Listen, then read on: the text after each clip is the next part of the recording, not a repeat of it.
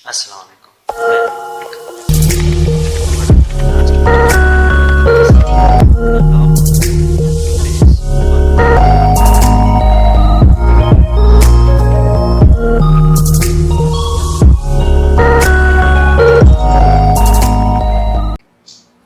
आज जो हम चैप्टर पढ़ने वाले हैं वो है चैप्टर नंबर 20 कोऑर्डिनेट ज्योमेट्री। इस वीडियो में हम इसके 3 ऐसे लॉ डिस्कस करेंगे 20.1.1, 2 एंड 3। सबसे पहले 20.1.1 इसमें कह रहा है कि डिस्क्राइब करें कोऑर्डिनेट ज्योमेट्री। भाई कोऑर्डिनेट ज्योमेट्री क्या होती है? तो हम देखें सबसे पहले ये चीज आपको समझ में आ रही है, इसको हम क्या कहते हैं? इसको हम क्या कहते हैं? दो लाइन है एक दूसरे को परपेंडिकुलर कट कर रही है, ठीक, और यहाँ पे 90 की एंगल बन रही है। इसको हम प्लेन कहते हैं। क्या कहते हैं? प्लेन। अगर इसके अंदर हम कोई भी ज्योमेट्रिकल शेप बनाए, ठीक, कोई सा भी पॉइंट लगा, तो इसको हम क्या कहते हैं? Plane geometry. क्या? Plane geometry. अब इसमें कोई भी अगर प्लेन में पॉइंट होती है तो उस पॉइंट की लोकेशन देखने के लिए उसके कोऑर्डिनेट्स होते हैं। क्या होते हैं? कोऑर्डिनेट।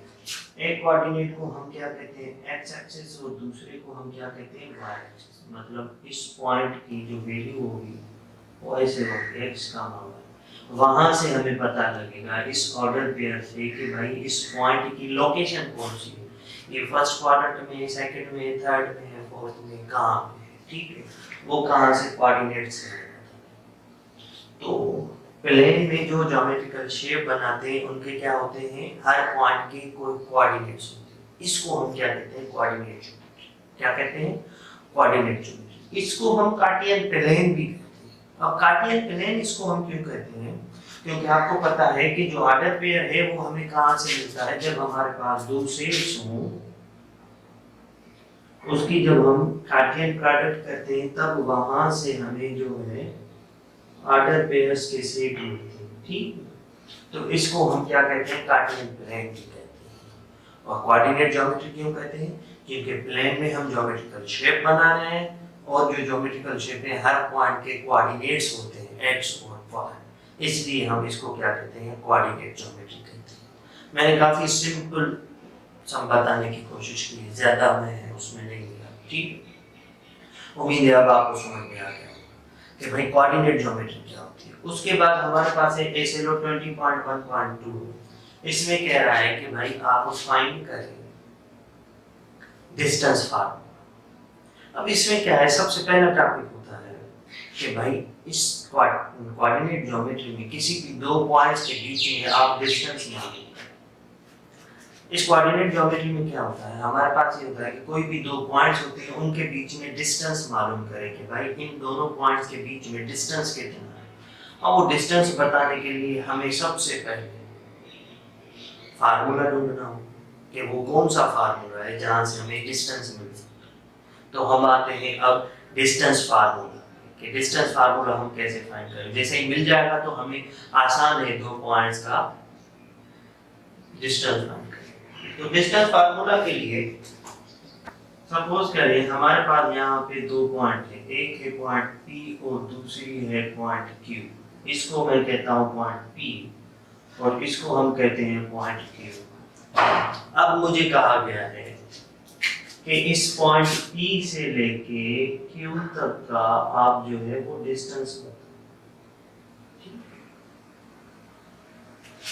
अब सबसे पहले हम आते हैं पॉइंट P। अगर आपको मैं कहूं कि भाई जो हमारे पास ये पॉइंट P है यहाँ पे जरूर इसकी कोई ना कोई x की वैल्यू होगी, मतलब x कोऑर्डिनेट इसका कुछ ना कुछ होगा, उसको हम लिखते हैं x1। मैं कह रहा हूँ जरूर इसका कोई ना कोई y कोऑर्डिनेट भी होगा, तो हम उसको क्या रख रहे हैं? y1, ठीक है। अब आते हैं Q पॉइंट पे। मैं कह रहा हूँ जरूर Q पॉइंट पे भी कोई ना कोई इसके कोऑर्डिनेट के ऑर्डर पेयर x की कोई ना कोई वैल्यू होगी, x कोऑर्डिनेट की कुछ ना कुछ वैल्यू जरूर होगी। तो उसको हम कह रहे हैं कि भाई ये होगी, अगर ये x1 है पहले आ रहा है तो उसके बाद जो आ रहा है उसको हम क्या कहेंगे कि भाई ये हमारे पास x2 है। सेम है। अगर इसको हमने y1 रखा है तो इसको हम क्या रखेंगे, y2। तो क्या मैं x1 और x2 के बीच में डिस्टेंस बता सकता हूँ कि डिस्टेंस क्या है? आप कहेंगे हाँ, नंबर लाइन में आपने देखा होगा, बड़े वाले नंबर से छोटे वाला नंबर माइनस करो, आपको पता लग जाएगा दोनों के बीच में डिस्टेंस क्या है। ठीक है, तो बड़ा वाला नंबर हमारे पास क्या है, 2, उसमें से माइनस करते हैं x1 by x2 minus x1, तो यहां से हमें क्या मिलेगा, डिस्टेंस। तो डिस्टेंस हमेशा क्या होता है, पॉजिटिव, इसलिए मैं मॉड्यूलस लगा देता हूँ कि भाई हमारे पास इन दोनों का जो रिजल्ट आना चाहिए वो सिर्फ पॉजिटिव आना चाहिए, क्योंकि डिस्टेंस है। इसी तरीके से मैं कहूँ कि भाई इन दोनों पॉइंट्स के बीच में डिस्टेंस क्या है, मतलब y1 और y2, आप कहेंगे सेम, y2 से माइनस कर दे y1 को और मॉड्यूलस लगा दे, ये तो डिस्टेंस।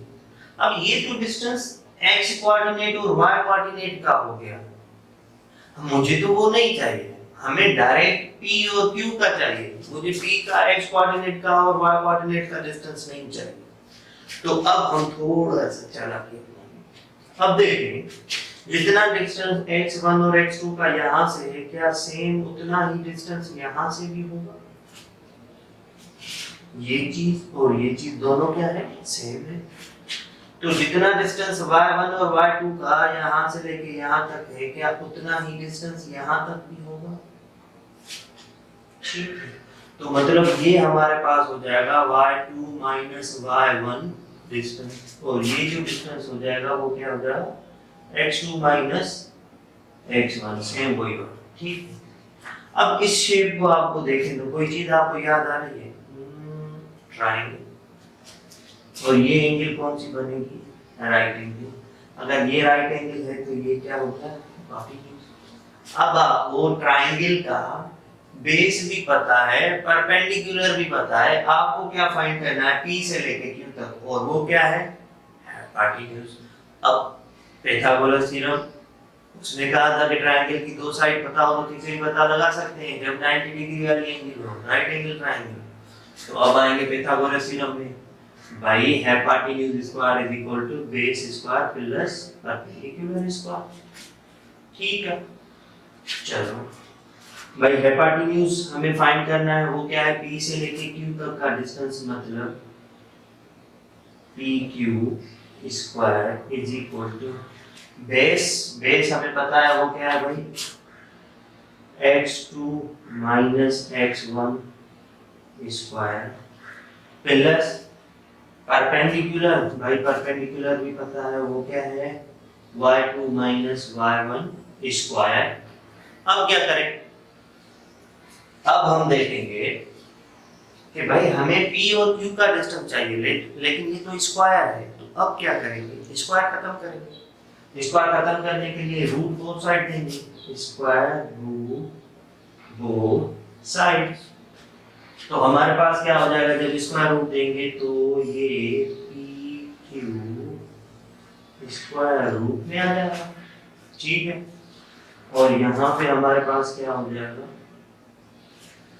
कि भाई x2 minus x1 square plus y2 minus y1 square.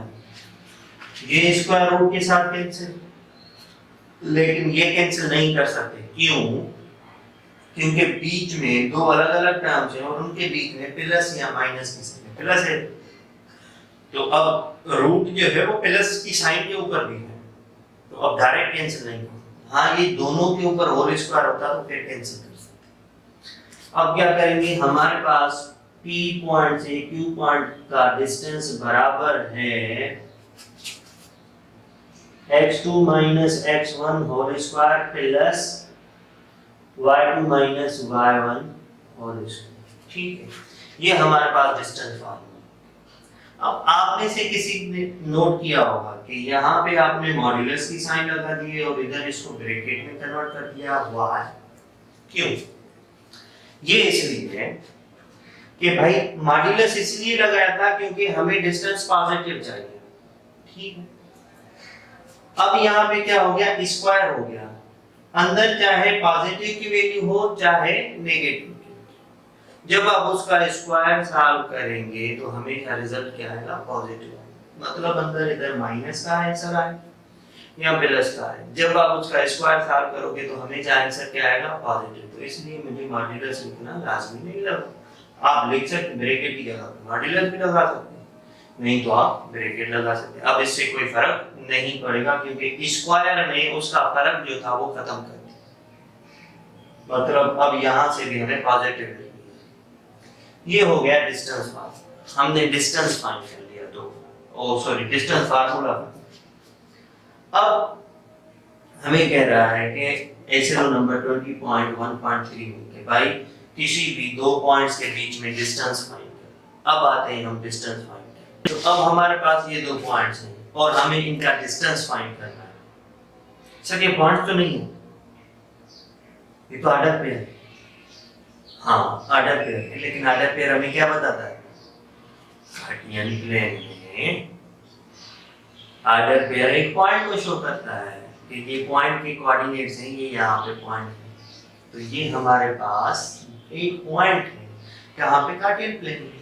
ये भी हमारे पास एक पॉइंट है, ये उसके कोऑर्डिनेट्स हमें दे दिए। अब हमें क्या करना है? इसका इन दोनों पॉइंट्स के बीच में हमें कहा गया है कि बताओ डिस्टेंस कितना है, डिस्टेंस फाइंड करो। तो हम कहेंगे कि भाई डिस्टेंस का फार्मूला है x2 minus x1 whole square plus y2 minus y1 whole square।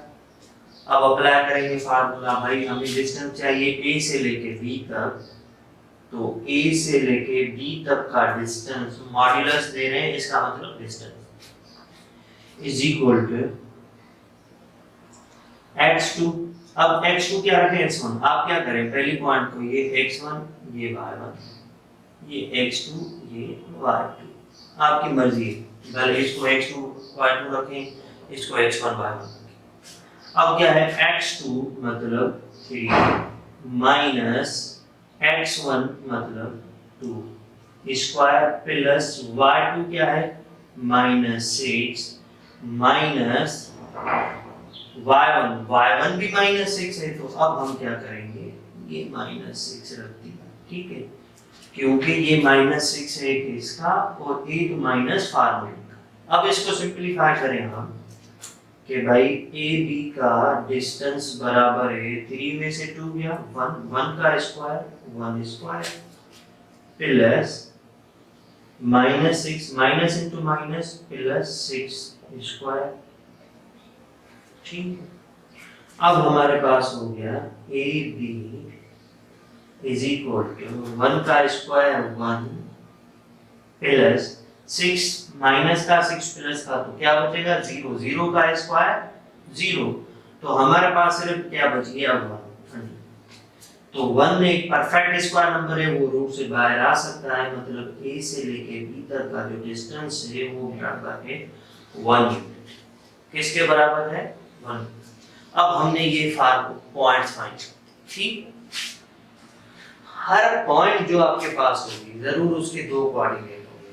अगर आपको ये कहा जाए क्वेश्चन में कि भाई हमारे पास एक पॉइंट है और वो x एक्सिस पे है, तो इसका मतलब ये इसके कोऑर्डिनेट में x की कोई ना कोई वैल्यू होगी, लेकिन जो y कोऑर्डिनेट होगा वो क्या होगा? 0 होगा। क्यों?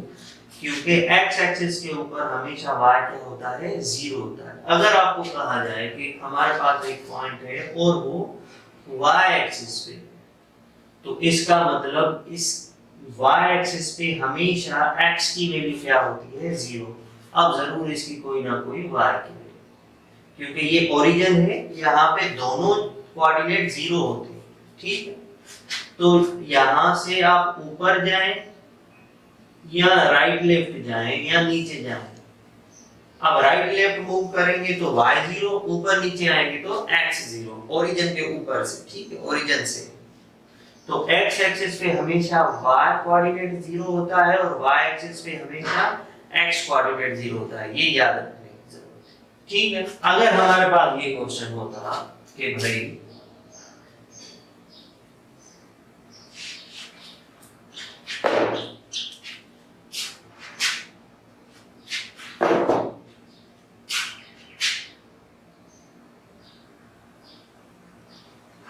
कि ये दो पॉइंट्स हैं, इन दोनों पॉइंट्स का जो डिस्टेंस है वो है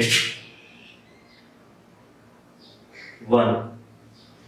अब बताओ कि y की वैल्यू क्या होगी। तो अब हम कैसे फाइंड करते हैं, हमें पता है डिस्टेंस फार्मूला। अब डिस्टेंस हमें पता है 1 के बराबर, तो हम लिखेंगे 1 x2 मतलब 3 माइनस x1 मतलब 2 स्क्वायर प्लस y2 अब हमें फाइंड करना है, तो इधर हम क्या रखेंगे y माइनस y1 क्या है -6, माइनस इंटू माइनस प्लस का 6 इसको। ठीक है, अब हम इसको जब सिंपलीफाई करेंगे तो हमारे पास हो जाएगा 1 इज इक्वल टू 1 प्लस, अब यहाँ पे क्या होगा देखिए, डायरेक्ट आपके पास एक फार्मूला लगता है। कौन सा फार्मूला लगता है? ठीक है, plus y plus 6 square root. अब हमें क्या चाहिए, y की वैल्यू चाहिए। अब y के लिए हम क्या कर सकते हैं, अब आप दोनों तरफ ध्यान दें तो हम यहाँ पे